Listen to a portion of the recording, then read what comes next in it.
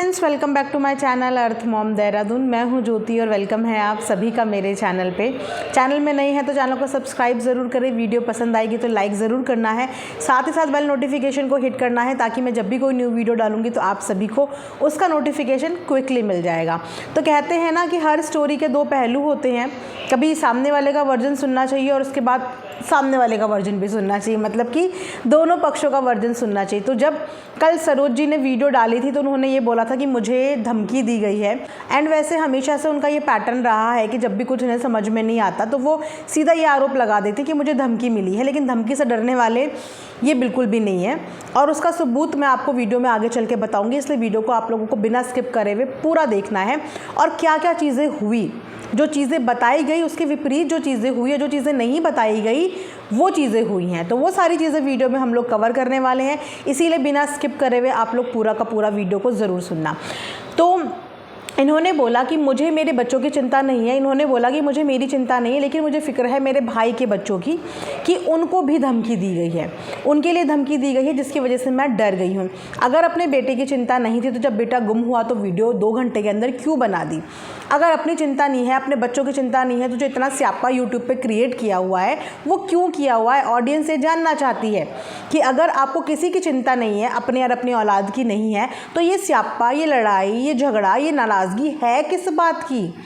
अपनी मर्ज़ी से कोई इंसान अपना घर छोड़ के दूसरी जगह आता है तो उसके बाद भी अगर इंसान सुख चैन से नहीं रह पा रहा है, 2 रोटी नहीं खा पा रहा है, तो इसमें कौन इंसान गलत है?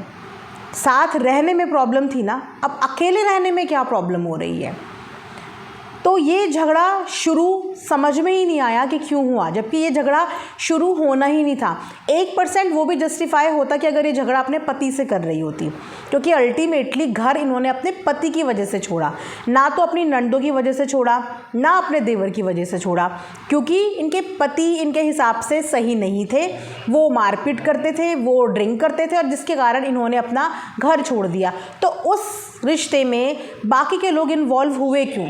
अगर लड़ना था अपने पति से लड़ते, अगर कुछ सुनाना था अपने पति से सुनाते, जो पोल पट्टी खोलनी थी अपने पति की खोलनी चाहिए थी, क्योंकि आपके जो गुनहगार हैं वो आपके पति हैं। बाकी आपकी ज़िंदगी की जिम्मेदारी किसी और की नहीं है।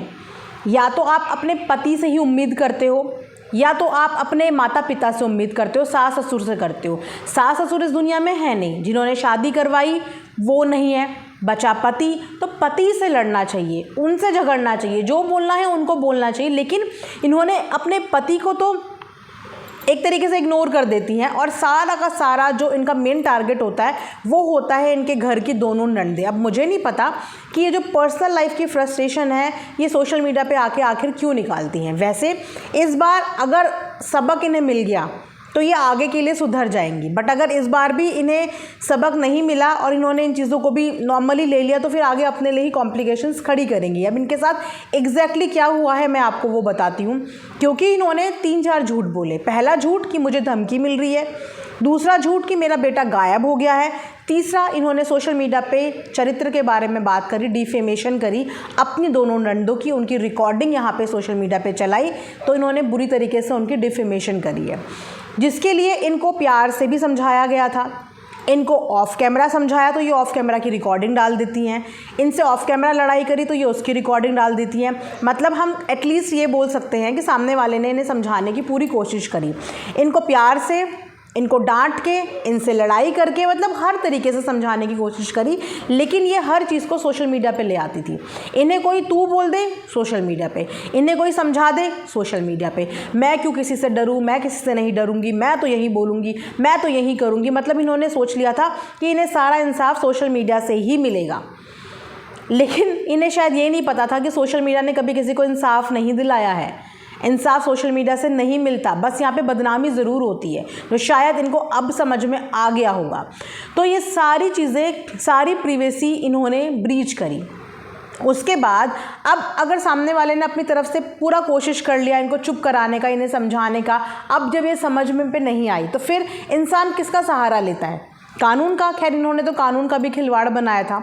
इन्होंने पहले घर की प्रॉपर्टी को लेके बोला कि मैंने चारों पे केस कर दिया है, मैंने प्रॉपर्टी का केस कर दिया, जबकि कोई सी बहन आके ये नहीं बोल रही कि हमें उस घर में हिस्सा दे दो। सब के सब यही बोल रहे हैं कि माता वो घर तुम्हारा है, जाके उस घर में रह लो, बसा लो, उजड़ गया है वो घर।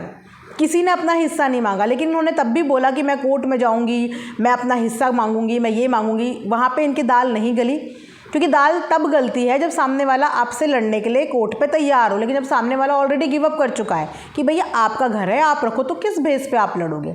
वहाँ पे ये कुछ नहीं कर पाए। उसके बाद इन्होंने सोचा कि बेटे को गायब करने का। अब गायब करने की वीडियो तो बना दी, लेकिन सबूत इनके खिलाफ चले गए, क्योंकि बेटा सेम टाइम पे चैट भी कर रहा है, सेम टाइम पे बात भी कर रहा है, सेम टाइम पे रील भी पोस्ट कर रहा है, तो ये वहाँ पे भी झूठी साबित होगी। तो इन्होंने चीज़ों को बहुत हल्के में ले लिया था और इसी का भुगतान इन्हें अब करना पड़ा। तो अब जो है सुनीता दीदी का वीडियो जब मैंने देखा तो मुझे कहानी का एक दूसरा वर्जन पता चला कि उन्होंने इनके ऊपर केस किया था और महिला आयोग में भी बात करी थी। वहाँ पे जाकर उन्होंने वो वीडियोस दिखाई, वो रिकॉर्डिंग्स दिखाई, जिस तरीके की भाषा इन्होंने प्रयोग करी थी वो सब चीज़ें इन्होंने वहाँ पे दिखाई, जो धमकी भरे हुए मैसेज आए वो सब कुछ दिखाए जो कि इनके अगेंस्ट जाते हैं। और इसी वजह से इन्हें जब बुलाया गया वहाँ पे, जिसके लिए ये बोल रही है कि मेरा बेटा बीमार था, हॉस्पिटल में था, इसीलिए मैंने वीडियो नहीं बनाया, एक्चुअली में ये वहाँ के चक्कर लगा रही थी, समझौते के लिए चक्कर लगा रही थी, इसीलिए वीडियो नहीं आया। सोचिए कि एक इंसान कितना झूठ बोल सकता है, मतलब अभी तक भी सच बताने को तैयार नहीं है, अभी तक भी ऑडियंस को गुमराह कर रहा है। इससे क्या होने वाला है? सुनीता दीदी ने तो पूरा एप्लीकेशन, पूरा जो उन्होंने लिखा था वहाँ पे कंप्लेन लेटर वगैरह, वो सब कुछ दिखाया है ऑडियंस को और ऑडियंस ने वो सब कुछ देखा भी है। तो उसके बाद जब इन्हें वहाँ पे बुलाया गया तो इन्होंने वहाँ पे अपनी मर्ज़ी से माफ़ी मांगी, क्योंकि ये बहुत बुरी तरीके से फंस चुकी थी, जिसके लिए इनको अंदर जाना पड़ता, ये सुनीता दीदी ने बताया, और फिर जमानत के लिए कोर्ट कचहरी के चक्कर काटने पड़ते। तो इन्होंने वहाँ पे माफ़ी मांगी अपनी मर्ज़ी से। इनके सामने ये नहीं बोला कि हमारे पैर पड़ो या नाक रगड़ो, ऐसा नहीं बोला था, क्योंकि उनका मोटिव हमेशा से यही था कि ये सोशल मीडिया पे गंदगी फैलाना बंद कर दे। और उन्होंने सोशल मीडिया को हथियार समझ रखा था, भाभी जी ने सोशल मीडिया को हथियार समझ रखा था कि मैंने पिछली बार भी यही करा तो सामने वाली बंदी मरने की नौबत पे आ गई थी, मेरी वीडियो से वो मरने की नौबत पे आ गई थी, तो मैं दोबारा यही करती हूँ कि इस बार शायद कुछ कर ही ले। वाकई में क्या इसी चीज़ का ये इंतज़ार कर रही थी?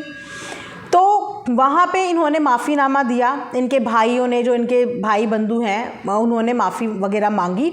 माफ़ी मांगने के बाद इनका सेटलमेंट हुआ कि ये सारी वीडियोज़ यहाँ से डिलीट करेंगी और आज के बाद फैमिली के लिए कुछ भी गलत सोशल मीडिया पे नहीं बोलेंगी। माफ़ीनामे में ये था कि बस सोशल मीडिया पे जाके माफ़ी मांग लेंगी और आगे से फैमिली के बारे में नहीं बोलेंगी। इस चीज़ पे समझौता हुआ होगा। लेकिन जब इन्होंने वीडियो डाला, क्या आप में से किसी ने भी एक भी ऐसी लाइन सुनी जहाँ पे इन्होंने बोला हो कि मैं इन चीज़ों के लिए माफ़ी मांगती हूँ और आगे से मैं ये सब चीज़ें नहीं करूँगी?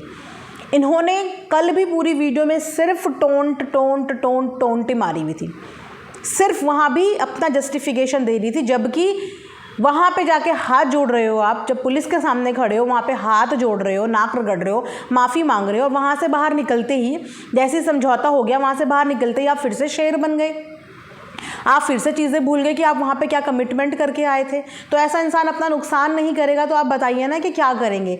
सिंपल साधारण शब्दों में ये बोल सकती थी। इनफैक्ट ऑडियंस का प्यार भी मिलता इन्हें अगर ये अपनी गलती स्वीकार करती कि मेरे मुंह से गुस्से में गलत शब्द निकल गए, जिन शब्दों को मैं वापस तो नहीं ले सकती, लेकिन मैं इस चीज़ को यहीं पर ख़त्म करती हूँ, किसी को मेरी बात से बुरा लगा होगा तो मैं माफ़ी मांगती हूँ, इतना बोल के बात ख़त्म करती। लेकिन इन्होंने कल के व्लॉग में भी बोलना शुरू कर दिया।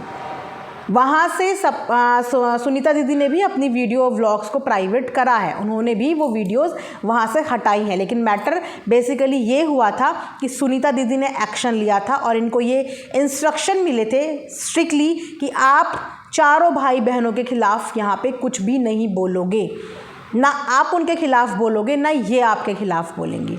जहाँ पे इन्होंने माफ़ी मांग के ये मैटर को सॉर्ट किया था। उसके बाद हैरानी तो मुझे इस चीज़ की हुई कि मम्मी यहाँ से बोलती हैं कि मेरा बेटा बीमार है, और वहाँ से बेटे की जब मैंने इंस्टाग्राम पे रील देखी, कमेंट सेक्शन में आप लोग ज़रूर बताना कि किसने उनके बेटे की रील देखी हो। पिंक कलर का, I think hot pink colour का शर्ट है, यानी रेड कलर का है, और जो रील उन्होंने डाली है, इतनी सी भी शर्मिंदगी नहीं है, इतनी सी भी शर्मिंदगी नहीं है। चलो अब मैं ये बोलूँ कि पति को तो ये बोल के छोड़ दिया कि ये नशा करता है, ये हमारे साथ मार पिटाई करता है, गाली गलौज करता है, अब बेटे को क्या बोल के छोड़ोगी? या समझाओगी जो बेटा सोशल मीडिया पे आके क्या इज्जत की वाट लगा रहा है। दूसरे बंदे ने तो चलो एक रिकॉर्डिंग डाली, लेकिन आपका बेटा तो आए दिन रील में जो चीज़ें बना रहा है, जो वीडियो बना रहा है, वो तो खुद अपने आप से आपकी बेइज्जती और बदनामी कर रहा है। आप जाके उनका कमेंट सेक्शन चेक कीजिए। मैं तो ये बोलूँ कि इतना तो अरमान नहीं होगा, इतना कालू भैया नहीं होंगे जितना 10 कदम आगे ये लड़का दिख रहा है अभी। और ये इन चीज़ों को बहुत कैजुअली अभी भी ले रही हैं। आप देखिए, ज़रा एटीट्यूड देखिए, आप किस तरीके से बोला जा रहा है। एक बार जाके रील देखना, एक नॉर्मल इंसान को भी वो रील देख के गुस्सा आ जाएगा कि अगर ये ऐसी औलाद हमारी हो तो 2 चमाटे मार के बोले बेटा तू कर क्या रहा है, मतलब गुंडा बनना है लाइफ में, बनना क्या चाहते हो, क्या करना चाहते हो। तो अगर इन चीज़ों के लिए प्रोत्साहन मिलेगा तो बच्चा कभी भी सही ट्रैक पे नहीं चल पाएगा। और ये एरोगेंस कहीं ना कहीं उस फैमिली की तरफ से नहीं आया है। ये एरोगेंस तो ऐसा लग रहा है कि विरासत में भाभी जी का उनके बच्चों को मिला है। क्योंकि मैं कुछ भी बोलूँ, लेकिन मलिक फैमिली चिल्लाती है, लेकिन फिर नाराज़ भी होते हैं, लेकिन फिर वो लोग पिघल भी जाते हैं। ये नेचर सपना का भी है, सुनीता का तो सबसे ज़्यादा नेचर है ये कि लड़ती है, लेकिन अगर दुख में कोई एक कॉल करके बुला ले तो भागी भी जाती है। बीते दिनों उनकी सपना से भी लड़ाई हुई, कालू से भी हुई, अरमान से हुई, सबसे लड़ाइयाँ हुई। लड़ाई के बाद बहुत कुछ बोला, लेकिन फिर मुसीबत में किसी को देखा तो भागते हुए भी गए। उनके पास एटलीस्ट दिल है, एक सॉफ्ट कॉर्नर है जो कि सामने वाले को देख के पिघल भी जाता है। लेकिन वो सॉफ्ट कॉर्नर इनके अंदर नहीं है, और वो नेचर एक्चुअली में इनके बच्चों के अंदर गया है जो ये बार बार बोलती है ना कि जेनेटिक है, वह इसका दादा ऐसा, इसका चाचा ऐसा, इसका बाप ऐसा, तो वो भी ऐसा ही बनेगा। नहीं, वो उन सब से अलग निकलेगा। अब वो क्या निकलेगा वो ऑडियंस देख ही रही है कि इतना सारा कुछ करने के बाद भी उस बच्चे को ये रियलाइजेशन नहीं हो रहा है कि मैं गलत तरीके से अपने आप को ऑडियंस के सामने लेके आ रहा हूँ। एक गलत इमेज मेरी यहाँ पे बन चुकी है, और वो बन चुकी है। तो ये सारा स्यापा जो कल का व्लॉग था, सॉरी बोलने का सिर्फ टाइटल था। सॉरी तो एक बार भी नहीं सुनी कि दिल से सॉरी बोली हो कि हाँ मेरे से गलती हो गई, वो भी सिर्फ क्योंकि पुलिस वालों का प्रेशर था और वहाँ पे समझौता करने के लिए हाथ पैर जोड़ दिए गए और सोशल मीडिया पे आके फिर से चौड़े हो गए। तो ये है इनके डुअल फेसेस, इस तरीके का बिहेवियर यहाँ पे कर रहे हैं। तो अगर आप उनके फॉलोवर हैं, उनको पसंद करते हैं, या आप में से किसी की भी उनसे बात होती तो प्लीज़ आप उनको ये बात समझाइए कि आप गलत डायरेक्शन में जा रहे हो, एक गलत ट्रैक में जा रहे हो। आपकी लड़ाई, आपकी नाराज़गी सिर्फ आपके पति से होनी चाहिए, उनके परिवार से नहीं होनी चाहिए, क्योंकि आप एक जॉइंट फैमिली में नहीं रहते हो। सब बहनें अपने अपने घर रह रही हैं, अपना अपना खा रही हैं, तो बहनों से तो नाराज़गी होनी ही नहीं चाहिए। जो नाराज़गी होनी चाहिए, जो लड़ाई होनी चाहिए, अपने खुद के पति से होनी चाहिए, औरों से नहीं होनी चाहिए। लेकिन इन्होंने सबकी इज्जत की यहाँ पे धज्जियाँ उड़ा दी। और आगे से एटलीस्ट ये सबक भी रहेगा कि आपको सोशल मीडिया के प्लेटफॉर्म पे कितनी बात बोलनी चाहिए और कितनी ज़ुबान खोलनी चाहिए कि आप अपना नुकसान ना कर दो। अपने बच्चों को एक अच्छी ज़िंदगी देने के लिए घर से बाहर निकली थी कि मैं इस जहन्नुम से बाहर निकल रही हूँ, मैंने 20 साल यहाँ पे बिता दिए, अब मैं अपने बच्चों को एक अच्छी ज़िंदगी दूँगी। क्या अच्छी ज़िंदगी दे रहे हो? मुझे तो लगता है कि जब से बाहर निकले हो 4-5 महीनों में उन बच्चों को अच्छी ज़िंदगी नहीं दी, लेकिन उन बच्चों को इतनी ज़्यादा आज़ादी दे दी है, इससे ज़्यादा सही वो लोग वहाँ होते थे। जितने ज़्यादा ख़राब वो यहाँ पे दिख गए हैं, जितनी ज़्यादा छूट यहाँ पे मिल गई है, इससे ज़्यादा सही वो लोग वहाँ पे रहते थे, क्योंकि एक समाज के बीच में रहते थे। अब यहाँ पे इतनी छूट मिल गई है कि वो सब कुछ नमूना हमारे सबके सामने ही है। तो अगर आप में से कोई भी उनके टच में है तो प्लीज़ उन्हें ये बात समझाने की कोशिश करो कि आप प्लीज़ अपना जो ट्रैक है वो चेंज कर दो। इस तरीके से काम नहीं होगा। अगर आपको कुछ हो गया या आप अंदर बंद हो गए तो बच्चों का भविष्य तो आपने चौपट कर दिया। तो इस तरीके की हरकत मत करो। सॉरी बोलने का मतलब होता है कि बीती सारी बातों को भुला के लाइफ में आगे बढ़ना।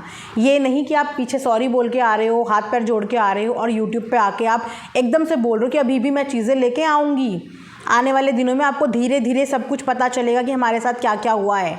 हमें तो पता चल गया, सुनीता दीदी ने बता दिया कि आप लोगों के साथ क्या हुआ है, बता दिया, दिखा दिया। अब क्या करें, जब सीधी उंगली से घी नहीं निकलता तो इंसान को टेढ़ा होना पड़ता है। अब आपकी तरह, आपके बेटे की तरह धमकी तो देंगे नहीं कि मैं कुछ कर रही हूँ और तू बीच में मत आना, ये धमकी नहीं देंगे ना। अगर कोई इंसान लाइफ में परेशान होता है, टॉर्चर होता है, तो वो भैया पुलिस के पास ही मदद के लिए जाता है। वही एक सही तरीका होता है मदद लेने का। मार पिटाई, धमकी, गाली गलौज ये सही तरीका नहीं होता। वहीं से होता है सही तरीका, जो उन्होंने सही तरीका अपनाया। तो अब देखते हैं ये तरीका भी इनको समझ में आता है या नहीं, क्योंकि कल के व्लॉग के बाद तो मुझे लगता नहीं कि अभी भी इन्हें कुछ भी समझ में आया है, क्योंकि अभी भी ये बोल रही कि मैं बताऊँगी धीरे धीरे क्या क्या हुआ, ये धीरे धीरे सब चीज़ें बताऊँगी, मेरा बेटा बीमार है। तो बेटा बीमार नहीं, वो 3-4 दिन से कहीं चक्कर लग रहे थे, वो हमें पता चल गया है। तो ये वीडियो मैं यहीं पे एंड करती हूँ। आई होप आप लोगों को पसंद आया होगा। मिलेंगे नेक्स्ट रिएक्शन में, तब तक अपना ढेर सारा ध्यान रखिए। Thanks for watching earth mom Dehradun.